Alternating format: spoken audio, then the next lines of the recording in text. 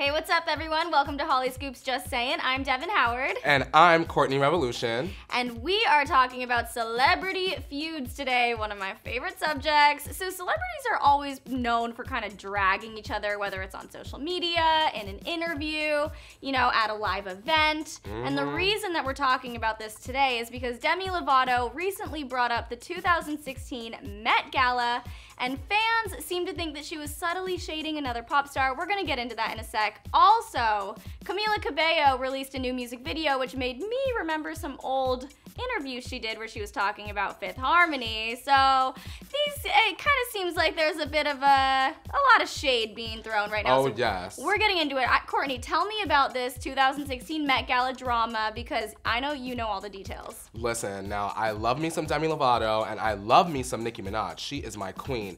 But I definitely needed to get my sunglasses ready for this shade because in an interview with Billboard, Demi recounts at an evening at the Met Gala in 2016, she speaks in detail about potentially Nicki Minaj intimidating her so much that she needed to go to an AA meeting. Oh my gosh. Yes, she tells Billboard that at the Met Gala, it was very cliquey. She remembers being so uncomfortable that she wanted to drink. She changed her clothes, but she still had her diamonds on. Millions of dollars, you guys. Millions of dollars. And she also expressed that she felt that she could relate more to the people, the homeless people at the AA meeting than the celebrities at the Met Gala. What do you think? Well, I mean, I think that there's a lot to unpack here. Because first of all, who is being cliquey? I know everyone thinks it's Nicki Minaj, right? Yes. There were those photos that we were just talking about. Absolutely. What happened at the Met Gala was, you know, they were invited by Jeremy Scott, both Demi and Nicki Minaj. And Nicki Minaj posted a photo on her Instagram. They were all looking fabulous, amazing outfits. But fans and also Demi noticed that Miss Minaj did not tag Demi in the photo. Oh, man. Okay. But she did tag Jeremy Scott, right? She tagged Jeremy Scott, she tagged herself, but she didn't tag Demi, which led Demi to post her own candid photo of Nicki giving her some serious side eye, and now fans have gone crazy. Oh my gosh. Okay, so definitely seems like there's some tension that has been brewing between Demi Lovato and Nicki Minaj. But did Demi really need to come out and bring up this event that happened 2 years ago at the Met Gala? Like, why is she talking about it now? What do you think? Is it justified? I don't think that it's justified. Now let me get you guys together. I love Demi Lovato and I love Nicki Minaj, but sometimes you have to let things be in the past. You know, Demi is very open and very candid about being sober and about being clean and about just being her down-to-earth self. And if that were the case, she would have left it in the past and she would have spoke in the Time interview more about her lifestyle and not about events and other people that might have derailed her a little bit. Right. Okay, see, I actually really disagree with you on this because I know, we're gonna get into All right, it. girl. Okay. Look, let me say, I also love Demi, I love Nicki Minaj, but I sort of feel like right now for Demi, this is her period of detox. I mean, this girl has been talking about everything that's been bothering her over the last few years. She's been really open about body positivity and her insecurities. I think that she's just kind of trying to bring up these past events and like get rid of them. It's like kind of a, you know, an expulsion of all of this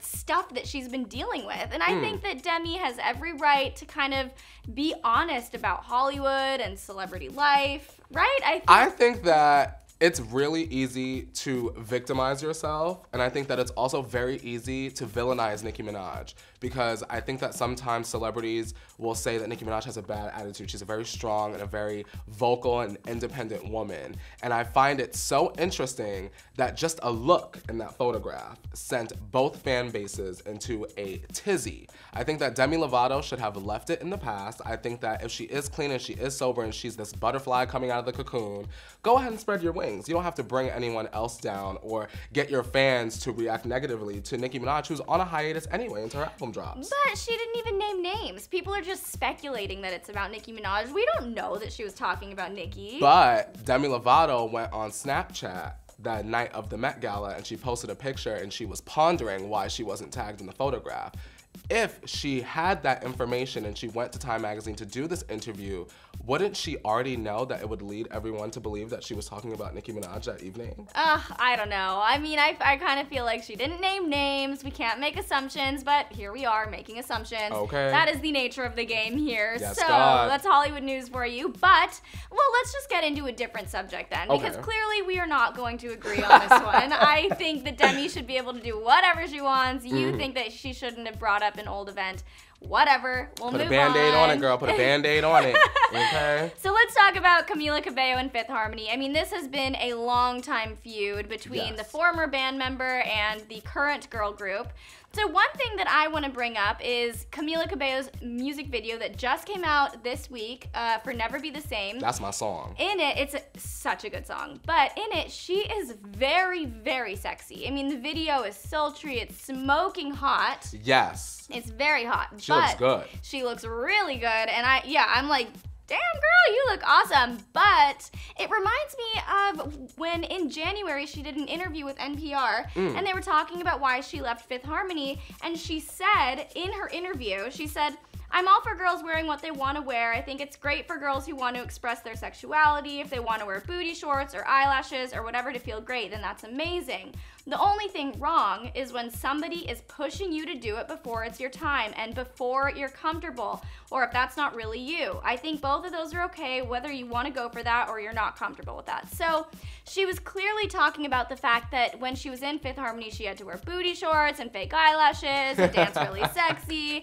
And she's saying, I didn't feel comfortable with that. And I don't know, it just kind of makes me think like, this Never Be the Same music video. Like, you're a little bit confused, girl. Yeah, are you comfortable with that? So what do you think about that? Okay, so there are two sides to every story. There's Fifth Harmony side, there's Camila's side, and then I feel like it's our side. Our side. We're sitting here and we're discussing it. I think that Fifth Harmony is a group. I think that Fifth Harmony is a group that uses sexuality as a strength and a power. And I think that Camila, at the time of her being in the group, was just not ready yet. Yeah. You know, like you said, she wanted to be sexual on her own terms. On her own terms, what am I saying?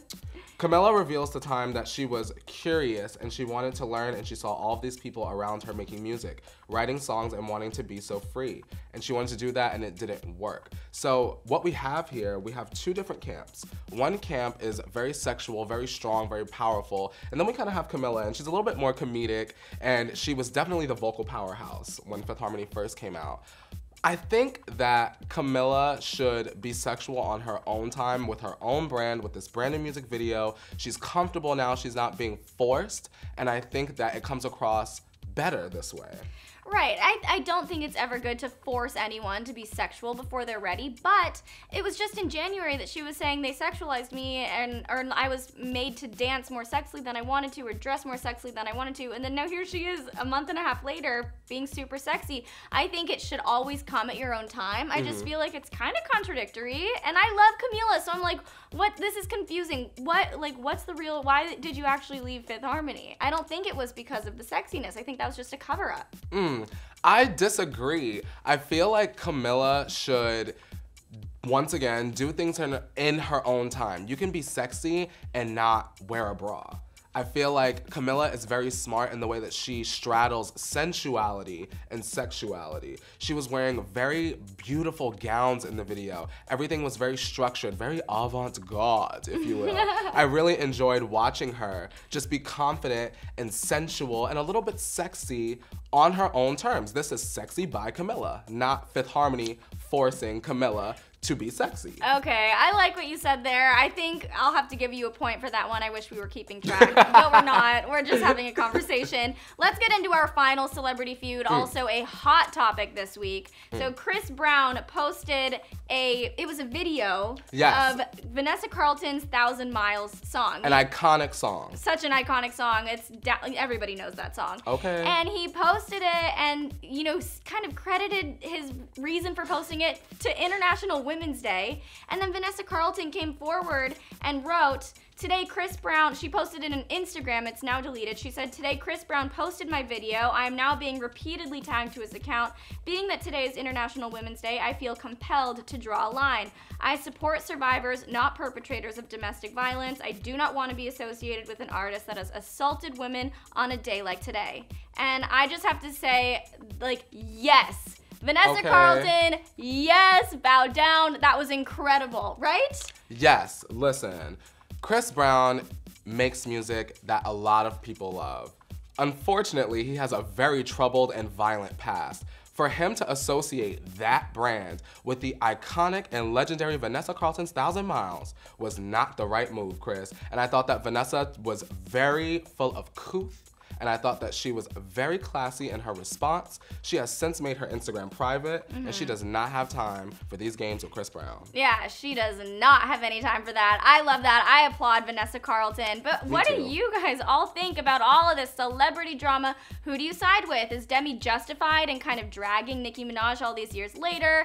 Is Camila justified for dragging Fifth Harmony for saying they were trying to make her too sexual before she was ready? And finally, what do you think about Chris Brown posting that Vanessa Carlton song and her response? Are you living for it like we are? Because we are clearly here for this. I was living. Yeah, we were living. Let us know in the comments. Don't forget to subscribe, and we'll see you next time on Hollyscoop's Just Saying. Bye, guys.